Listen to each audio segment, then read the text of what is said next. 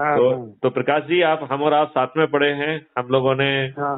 GCET पढ़े, रायपुर में साथ साथ इंजीनियरिंग किया है, सिर्फ जिसको पढ़े आप। ही नहीं है, सिर्फ अपन तो बहुत से मित्रता, इतनी गहरी मित्रता रही है अपनी। जी जी जी जी।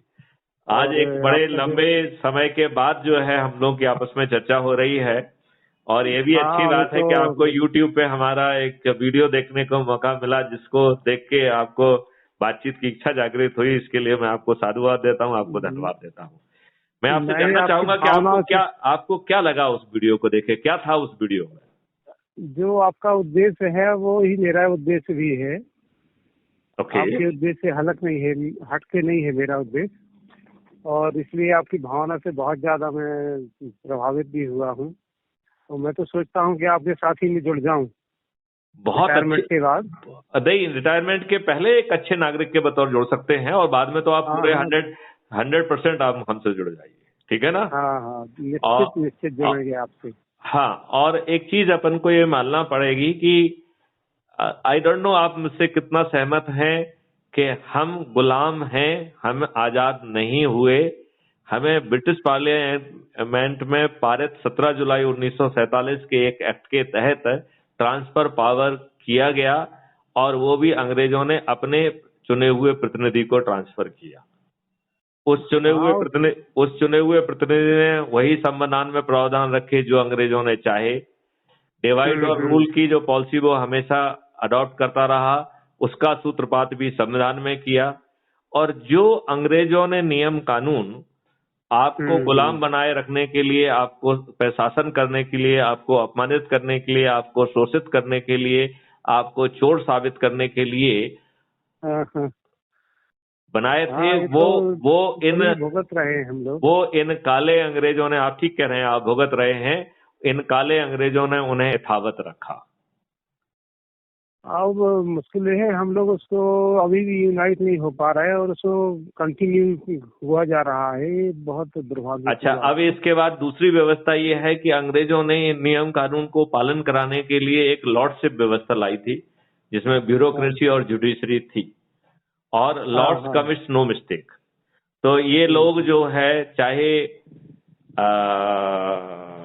निर्णय लें ना लें, विलंब से निर्णय लें, गलत निर्णय लें जानबूझकर और घूस खाकर गलत निर्णय लें, तो भी इनके लिए गए गलत निर्णय के कारण हम और आप जिंदगी भर जो है जूझते रहते हैं।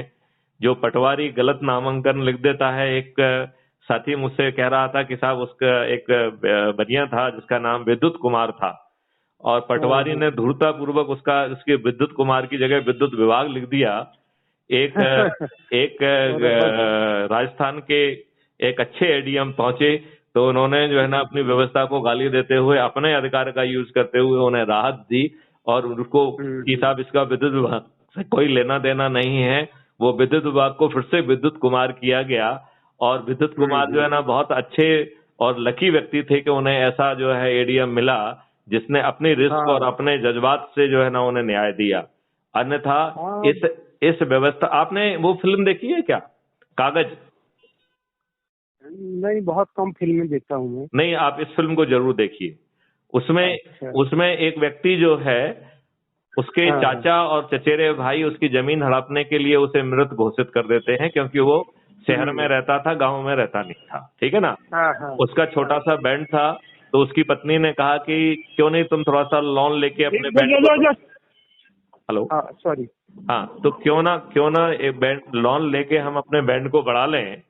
तो उसने हम्म। वो बैंक लोन लेने के लिए बैंक के पास, मतलब बैंक के पास जाता, तो बैंक कहता है कि हाँ, तुमको लोन मिल जाएगा, लेकिन आपको प्रतिभूत के लिए कुछ ना कुछ सिक्योरिटी देना होगी, कुछ सिक्योरिटी, आपका कोई पेपर है, कोई जमीन है, जायदाद है। तो उन्होंने कहा, हाँ, हमारे पास पुश्तैनी जमीन है, मैं जाता हूँ, अभी कागज लेके आता हूँ, राइट। जब वो अपने गांव पहुंचता है तो उसको मालूम पड़ता है कि पटवारी के रिकॉर्ड में उसे मृत घोषित हाँ। कर दिया गया है, और वो जमीन चाचा ने और उसके चचेरे भाइयों ने अपने नाम पे कर ली। अब वो ये व्यक्ति तो पूरे बहुत ज्यादा हो रहा है, ये वो ऑल ओवर इंडिया ये सब हो रहा है। और दुर्भाग्य की बात है कि जो अपराध भी हो रहे हैं वो इसी वजह से हो रहे हैं कि प्रशासन सही नहीं है। और नहीं, हमारा लेकिन पूरी ये बताइए लगता है ये अभी, हाँ मेरे हाँ। को तो ऐसा लगता है कि प्रजातंत्र ही ये पूरा भ्रष्ट तंत्र बन गया है। कुछ नहीं, नहीं हो पा रहा है। प्रजातंत्र इसलिए भ्रष्टतंत्र बन गया है कि नियम कानून ऐसे जनता बनाए, लॉर्डशिप जो है यथावत रखी, नहीं और उन लॉर्ड्स को बनाए वो तो कंट्रोल ठीक है, तो बनाए वो तो ठीक है, हम लोग उसको सुधार नहीं पा रहे हैं, दिक्कत नहीं, आप कैसे सुधार पाएंगे? आपकी हैसियत क्या है? जब सुधरेंगे तब जब पूरी पब्लिक इस तरफ सोचे, यूनाइट हो। करेक्ट। पर आप वो साहू जी वो बहुत अच्छी बात आप कह रहे हाँ, हैं। देखिए, मैं तो आपको क्या है। देखिए, इसको अपन थोड़ा सा यदि उस पक्ष में देखने की कोशिश करें कि जब हाँ, पहले आसुरी शक्ति बलवान होती थी और देवी शक्ति और अच्छे व्यक्ति उससे त्रस्त होते थे, तो वो क्या करते थे?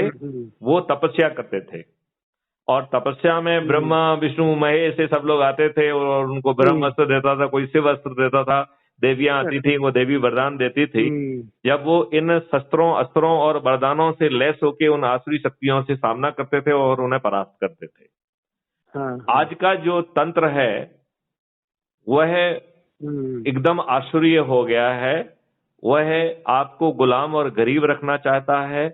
उसने पूरी ब्यूरोक्रेसी पे कब्जा कर लिया है। आज आपकी रिपोर्ट थाने में नहीं लिखी जाएगी बिना नेता के कहे हुए, बिना किसी अधिकारी के कहे हुए। आपका जो है ठीक ढंग से विवेचना नहीं होगी, गिरफ्तारी नहीं होगी, आप सिर पटक के मर जाएंगे, लेकिन आपको न्याय नहीं मिलेगा। अरे मैं तो सोचता हूँ कि जो गरीब जनता है उसकी तो छोड़े, अपन जो पढ़े लिखे लोग हैं वो भी बहुत पैसे त्रस्त हैं, वो भी कुछ नहीं कर पा रहे। नहीं, वो इसलिए कुछ नहीं कर पा रहे हैं क्योंकि हम स्वार्थी हैं, क्योंकि हम खुदगर्ज हैं। बस हाँ, व्यक्तिगत सोच है, बस सार्वजनिक सोच मतलब हम अपने बारे में, अपने परिवार के बारे में के अलावा कुछ और कुछ सोचना नहीं चाहते हैं। हम व्यक्तिगत सोच से ग्रसित हैं। यह हमारी समस्या की जड़ है। पूरा जन समुदाय जब से बाहर आएगा ना, तभी ये सब हो पाएगा। नहीं, लेकिन इसके लिए हमने क्राइम फ्री भारत जो मिशन बनाया है वो इसीलिए बनाया है, और ये बहुत प्रभावी मिशन है। ये कह रहा है कि संविधान में भी परिवर्तन लाएंगे, नियमों में भी परिवर्तन लाएंगे, ब्यूरोक्रेसी की लॉर्डशिप खत्म की जाएगी, अकाउंटेबिलिटी लाई जाएगी, लॉ ऑफ टॉर्ट लाया जाएगा, पार्टी विहीन प्रजातंत्र लाया जाएगा। जस्ट ए मिनट, पार्टी विहीन प्रजातंत्र लाया जाएगा, वो तो सुनाऊंगे, बहुत बढ़िया, कर विहीन व्यवस्था लाई जाएगी। और ये जो है ना, राजनेता इतनी आसानी से नहीं होने देंगे, तो इन्हें विवश करना होगा। और आप इनको तभी विवश कर पाएंगे जब हम सब लोग जो है जनमुखी हो जाएं। हम बड़े लोगों की बजाय हर छोटे व्यक्ति से अपने प्रभाव क्षेत्र में संवाद करें, उन्हें crime free Bharat YouTube channel mission से जोड़ें, और जब क्राइम फ्री भारत का ऐप लागू हो जाए तो उन्हें मेंबर बना के उन्हें 5 तरीके की रेवेन्यू स्ट्रीम देते हुए उनको समृद्धशाली भी करें, और उन्हें थाली दीपक और वीडियो के माध्यम से सरकार को संवाद दें कि आपको ये करना है 2022 से 2024 के बीच में। यदि वो ऐसा कर देते हैं तो उन्हें सर पे बिठाएंगे, उनका यशोगान करेंगे। लेकिन इस बात की पूर्ण संभावना है कि अपने अहम में वो आपकी बात नहीं सुनेंगे। बातें मानते कि नहीं? और यदि वो नहीं सुनेंगे तो फिर आपके पास एक ही विकल्प है कि क्राइम फ्री भारत को एक पार्टी के रूप में अवतरित होना होगा। क्योंकि आपके साथ 50 और 100 करोड़ लोग जुड़े होंगे, तो आप बिना चुनाव प्रचार के 545 जनस्वी मनुष्य तपस्वियों को जिता पाएंगे, और फिर जो है 5 साल या उससे कम समय में अपना कर्तव्य का निर्वहन करते हुए जो बातें आप कह रहे हैं उनको बिल्कुल 365 दिन जो है पार्लियामेंट चला के उनको जमीन पे उतारा जाए, और इसके बाद जो है पार्टी सिस्टम को विदा किया। पहली बात तो है कि जो अपना संविधान है ना, वो उसमें पूरा आसमान फटा जैसा हो जाता है, कहाँ कहाँ ठेला लगाएंगे, पूरा संविधान ही बदलना चाहिए। नहीं तो ये संविधान तो जो है ना, नेहरू ने अंग्रेजों के हिसाब से बनाया है ना, अंग्रेजों ने, इसीलिए तो बोल रहा हूँ पूरा संविधान पूरा फूक फाक के नए सिरे से बनाना चाहिए, जन समुदाय के हिसाब से बनना चाहिए। बेसिकली हमें उन क्लॉज को बदल देना चाहिए जहाँ पे गड़बड़ी है, बाकी जगह उसको जनोन्मुखी पूरा संविधान ही नए तरीके से बनना चाहिए। वो तो अब फिर वो लंबी चौड़ी प्रक्रिया होगी। हम जो है सब हो सकता है, हाँ हो सकता है, लेकिन अपन उसको देखिए एक साथ सभी के बल बदलने से घर के जो है ना प्रॉब्लम हो सकती है, अव्यवस्था भी पैदा हो सकती है। लिहाजा हम पूरी देश चरणों के लिए में कष्ट सहनी पड़ता है ना। नहीं जब हम जब चरणों भी में वोट बदलाव बनती करते है, जाएं ना, चरणों में बदलाव करते जाएं। जो क्रिटिकल चेंज है वो एकदम इमीडिएट लाए जाएं, पार्टी विन वो डेमोक्रेसी तो लाई चल ही जाए। रहा है, है? वो तो बदल ही रहे हैं, धीरे धीरे बदल रहा है, पर उसमें तो बहुत वक्त लग नहीं जाएगा नहीं जब नहीं, तक। धीरे धीरे बिल्कुल नहीं बदल रहा है। ये राजनेता आपको मूर्ख बना रहे हैं, और जो बदलाव है वो इनके दृष्टिकोण से आ रहा है। आप ये बताइए 2004 के बाद जो लोग नौकरी में आए हैं उन्हें पेंशन नहीं मिलेगी, और ये नेता यदि एक दिन हाउस के मेंबर रह जाते हैं तो इन्हें पेंशन का हक है, और एक एक नेता 4-4 5-5 पेंशन ले रहा है। इनको कोई शर्म लज्जा नहीं है। तो ये शर्म लज्जा के बिना शर्म लज्जा के लोग हैं, ये बेहया लोग हैं। ये 42% अपराधी हैं, 29% जघन अपराधों के अपराधी हैं। इन्हें इन्हीं के गेम में हराना होगा, और वो तभी हरा पाएंगे जब जनशक्ति को आप जोड़ेंगे। तो उसका तरीका यही है कि आज से ही चालू हो जाइए प्रकाश साहू जी। बहुत बढ़िया वक्ता हो गए हैं यार। अब तो हम क्या कह रहे हैं, लड़ने की सोच रहे हैं। हम क्या कह रहे हैं, नहीं वक्ता भी होना होगा, टेक्नोलॉजी का बनाने वाला भी होना होगा। आपको 1 into many काम करना पड़ेंगे, तभी आप भारत जैसे विशाल देश में जो है एक किनारे उसको ले जा पाएंगे, देश को आप समृद्ध बना पाएंगे।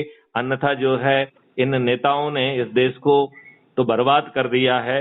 अब केवल एक ही तरीका बाकी है, या तो हम इन्हें विवश कर पाएं, नहीं तो जो है इनको नष्ट कर पाएं, और उसके लिए फिर क्राइम फ्री भारत को एक पार्टी के रूप में अवतरित होना ही पड़ेगा।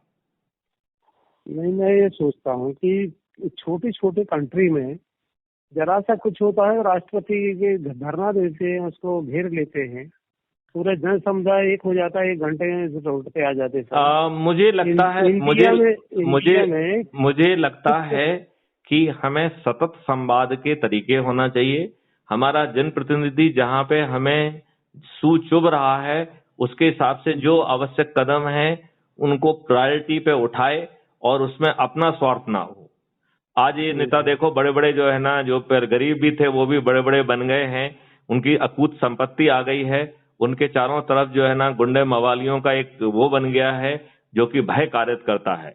इनमें से अधिकांश लोगों के जो है परमानेंट स्थायी वारंट हैं, और पुलिस जो है ना बेबसी देखती रह जाती है और उनका कुछ नहीं बिगाड़ पाती। खैर अनियमितताएं तो इतनी हैं, वही तो मैं बता रहा हूँ कि मोदी और इनको 100 जन्म लेना पड़ेंगे, मोदी जी को, योगी जी को। नहीं, लेकिन नहीं 100 जन्म नहीं, 1 जन्म ही काफी होगा, और 1 टेनवर भी काफी होगा। लेकिन क्या वैसी सोच है? पहले तो बात यह है कि क्या राजनीति है या सोच है? पूरी पब्लिक जब तक एक सोच पे नहीं आएगी तब तक वो नहीं। देखिए पब्लिक जो है को आपको अपने अपन को नहीं बेसिकली अपन को जोड़ना पड़ेगा, उनके घावों को समझना होगा, उनकी पीड़ा को समझना होगा, उनकी पीड़ा अपनी प्राथमिकता में कन्वर्ट करते हुए हमें इन राजनेताओं को विवश करना होगा। और यदि अपने अहम में नहीं मानते हैं तो इनको फिर जो है इनके ही गेम को खेलते हुए इनकी जमानतें जब्त कराना होंगी, और बिना चुनाव प्रचार के हमारे 545 कैंडिडेट जीतना चाहिए, वो भी बिना चुनाव प्रचार के। उनका चुनाव प्रचार जो है जनता खुद करे, ऐसी जब तक संवैधानिक पूरी व्यवस्थाएं नहीं बदलती तो संवैधानिक व्यवस्थाएं कैसे बदल दोगी? कौन बदलेगा? संविधान जो है ना पार्लियामेंट के अंदर बैठ के बदला जा सकता है, ये दुष्ट नेता तो नहीं बदलेंगे। एकाकी सोच से हटके सार्वजनिक सोच होगी पब्लिक की, तब आ पाएगा। नहीं तो ये हो रही है धीरे धीरे, ऐसा नहीं है, हो रही है। नहीं देखिए टाइम लगने वाली बात नहीं है। हम सब लोग विघटित हैं, अपने छोटे लाभ के लिए सोच रहे हैं। रोज छोटी छोटी पार्टियां जो है ना जन्म ले रही हैं, वो क्या कर पाएंगी? ये पार्टियां क्या परिवर्तन ला पाएंगी? तो ये पार्टियां रहने के लिए ये पार्टियां अपने हित के लिए पैदा हो रही हैं, जिससे कि वो अपने विजिटिंग कार्ड बना सकें, अपने लेटर हेड बना सकें। इन्हें आपके भले से कोई लेना देना नहीं है। तो ये वही गेम खेलेंगी जो आज के राजनेता खेल रहे हैं। तो यदि दुर्भाग्य से ये जीत भी गई तो भी ग्राउंड का चक्रव्यूह वैसा ही चलता रहेगा, इनके आने या जाने से कोई फर्क नहीं पड़ेगा। मुझे लगता है कि क्राइम फ्री भारत की जो सोच है, जिसमें टेक्नोलॉजी भी है, नियम कानून भी है, और एक बताओ कहीं वर्ल्ड में कोई ऐसा कंट्री है जहाँ कोई क्राइम ना होता हो? मेरे ख्याल से तो ऐसा कोई वर्ड नहीं। आप पहले मुझे ये बताएंगे कि जो व्यवस्था हम कह रहे हैं क्या ऐसी कोई व्यवस्था वहां पे लागू है क्या? जिस दिन वहां के लोग ऐसा सोच लें, अभी आप बताए, अभी आप देखिए ना, यूएई में आसानी से आप अपराध नहीं कर सकते हैं। UAE could be one of the example, Singapore could be the another example. यहाँ पे क्राइम आराम से तो नहीं कर सकते, फिर भी होते तो हैं बहुत कम, बहुत कम। हाँ। और वो वहां पे तब है जबकि वहां पे सर्टेनिटी के 5 कदम नहीं है। यदि हम सर्टेनिटी के 5 कदम जो बता रहे हैं यदि उस तरीके से लागू होगा तो अपराध इसलिए नहीं हो पाएगा क्योंकि आप अपराधियों को ही रिहेबिलिटेट कर दे रहे हो। और ये जो आपका व्यवस्था और जो न्याय है वो आप 1 महीने से 1.5 महीने के अंदर जमीन पर उतार दे रहे हो, तो जो इंसेंटिव टू कमिट क्राइम है वो खत्म हो जाएगा। आज अपराधी के लिए आप ये बताइए, it is a most paying sector of economy. आप एक अपराधी एक फोन करता है, उसे एक खोखा पहुंच जाता है। बताइए कौन सा ऐसा व्यवसाय है जो एक फोन पे एक खोखा पैदा करता हो? So it is a most paying sector of economy. यदि हम उस most paying sector of economy को ड्राई कर देंगे तो हमें डेवलपमेंट के लिए पैसा भी मिलेगा, रूल कंप्लायंस सोसाइटी भी मिलेगी, अपराधियों को रिहेबिलिटेट करके अपराधी ही नहीं रहेंगे तो फिर जो है अपराध मुक्त भारत हो जाएगा। शून्य अपराध नहीं होगा। अपराध मुक्त भारत डज नॉट मीन शून्य अपराध। शून्य तो कभी हो ही नहीं। नहीं, शून्य अपराध देखिए, there will be deviation in few mind. The deviation should be immediately promptly registered, investigated and person is prosecuted. Hence incentive as well as tendency to commit crime will not be there. तो यदि हमारा system प्रभावशाली होगा तो राम राज्य वाली सोच है, राम राज्य वाली सोच है तो नहीं, रामराज वाली सोच नहीं है, उसकी रामराज वाली व्यवस्था भी है। ये देखो प्रकाश, एक चीज समझना पड़ेगी कि अपन कोई हवाई बात नहीं कर रहे हैं, अपन पूरे प्रैक्टिकल को कह रहे हैं ऐसे किया जाएगा। इट इज नॉट काल्पनिक कथा, कोई स्टोरी नहीं कह रहे हैं। It is a technology driven, high level, law oriented, law supported, law driven initiative. इसका एक ड्राफ्ट लॉ भी हमने गवर्नमेंट को सबमिट किया है। हेलो, हाँ, इस विषय पे अपन बाद में बात करेंगे। थोड़ा सा मैं यहाँ पे जा रहा हूँ, वो अच्छा ठीक है ना? तो प्रकाश इसमें आज से ही भिड़िए, हम ये कह रहे हैं आज से ही भिड़िए। नहीं भिड़ेंगे आज। अब जो है ना, इसके रिटायरमेंट का वेट करने की जरूरत नहीं है। अच्छा ठीक है ना, हम जुड़ता हूँ फिर। हाँ, और उसका एक ही काम करना है, अपने प्रभाव क्षेत्र के लोगों को जोड़ना है, उनसे संवाद करना है, उनको वीडियो दिखाना है, 1-to-1 कम्युनिकेशन करना है। अकेले फॉरवर्ड करने से काम नहीं चलेगा। ठीक है राइट। चलिए प्रकाश, अच्छा लगा। जय हिंद, जय भारत, वंदे मातरम। बहुत खुशी हुई चलिए करके, बहुत खुशी यार, मिले बहुत दिनों बाद बात हुई। मेरे ख्याल से कॉलेज के बाद मुलाकात ही नहीं हुई। हाँ, वेरी ट्रू। हम लोगों को कभी ऐसा कुछ ऐसे क्षण नहीं आए। हालांकि I was the probationer of Raipur also, लेकिन कुछ ऐसा हुआ कि संयोग से कभी मुलाकात नहीं हुई, मिल नहीं पाए। हाँ, ठीक है, फिर मिलता हूँ। राइट। जय हिंद, जय भारत, वंदे मातरम। जय हिंद, जय भारत।